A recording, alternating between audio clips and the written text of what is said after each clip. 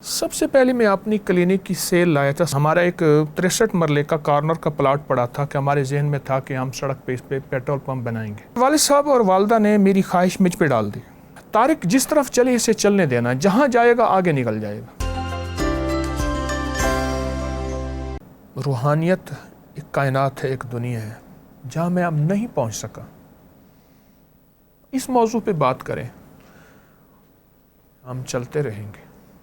وہ جسے کہتے ہیں مہد سے لہد تک. تو اگر میں جیسے آپ نے وہ بس کا ذکر کیا اور اس کا, تو یہ جب سفر آپ طے کر رہے تھے تو آپ کو کیا لگتا ہے کہ کس بات کی آپ کی اماں نے سب سے زیادہ تاکید آپ کو کی, یا جس پہ شاید گوشمالی بھی ہو سکتی ہے, جس پر کوئی وہ بات نہیں, وہ کیا رہی؟ سب سے پہلے میں اپنی کلینک کی سیل لایا تھا 1250. اچھا جی. 1991 میں. ٹھیک ہے. اماں کے ہاتھ پہ رکھی تو 1250 بڑی سیل تھی. 91 بالکل ٹھیک, بالکل ٹھیک. پوچھنے لگے حلال ہے یا حرام ہے؟ یہ پوچھا انہوں نے فوراً؟ اللہ. میں کہ حلال ہے, کہ نہیں. میرے بھی استاد تھے اور میرے والد صاحب رحمۃ اللہ کے بھی استاد تھے, بہت بڑے فقیہ بھی تھے. فرمانے لگے ان سے پوچھ کیا, یہ میری دوا ہے, یہ میری محنت ہے, یہ میری مزدوری ہے, ہر صاف صاف بتا. پھر ان سے کہے میں نے یہ دوا کے اتنے پیسے لیے تھے اور آج میں 1250 روپے اماں کے ہاتھ میں دیے. تو میں پھر گیا, ان سے پوچھا تو انہوں نے پوچھ کے کہا حلال ہے. میں نے اماں سے عرض کیا حلال ہے, کہا نہیں. پھر بھائی کو بھیجا. طارق نے یہ باتیں کہیں تھی, کیا کہا تھا, کیونکہ جیسا سوال ویسا جواب. ایسا جواب. ٹھیک. انہوں نے فرمایا تھا میں مطمئن ہوں طارق کا رزق حلال ہے. یہ ویریفائی بھی فردر بھی انہوں نے.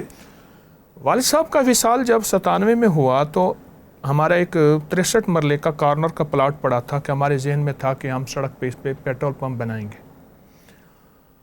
تو اماں نے فرمایا کہ وہ مسجد بنا دو والد صاحب کے نام کی, اور ایک لفظ فرمایا کہ پتر حلال حرام کٹھا نہ کریں.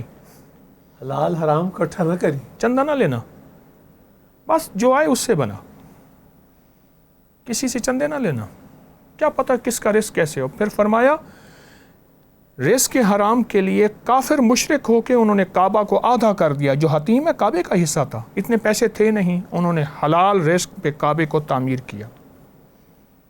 مشرکین مکہ نے. تو ہم مسجد کے لیے جہاں سے آئے, جیسے آئے, جس طرح آئے, اماں نے فرمایا.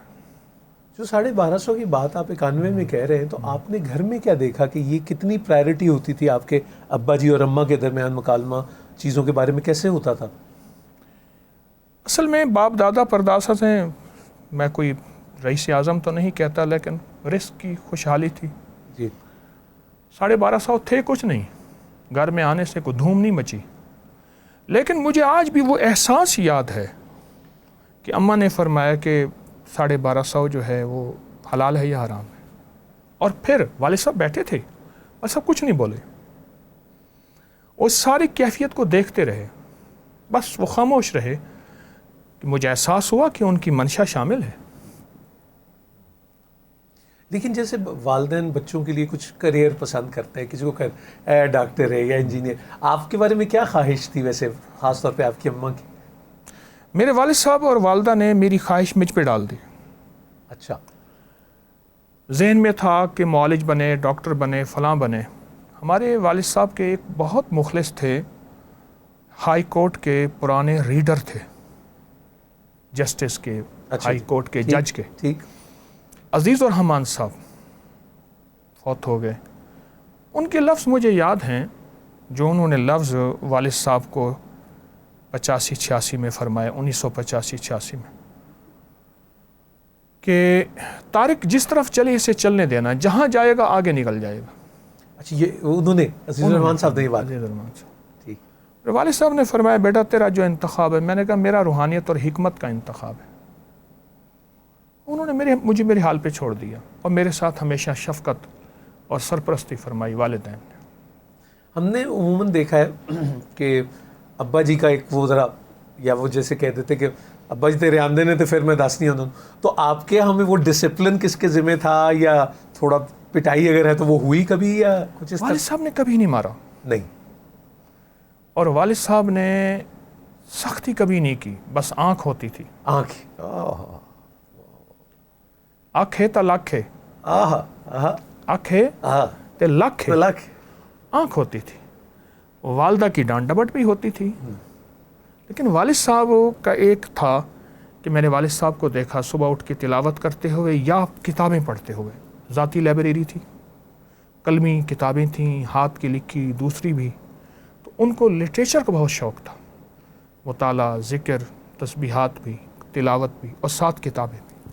آج بھی وہ لائبریری ہے، بڑی ہے. بچپن میں کیا ترتیب رہی دن کی؟ وہ جو چھاویں والی بات ہو رہی تھی، تو کیسے دن کا آغاز؟ یار چلے عید کا دن ہمارا لسٹ بنا ہوا ہوتا تھا کہ ہم نے کیا کام کرنا ہے. اچھا جی. ہماری عید نہیں تھی. ٹھیک. ابا جی رحمۃ اللہ علیہ کی لسٹ بنی ہوتی تھی اور ہمیں بٹھاتے تھے، ہم ذہن کرتے تھے کہ کل عید ہے. خاص طور پہ عید الضحیٰ نہیں، کیونکہ وہاں ہم نے گوشت کرنا بنانا.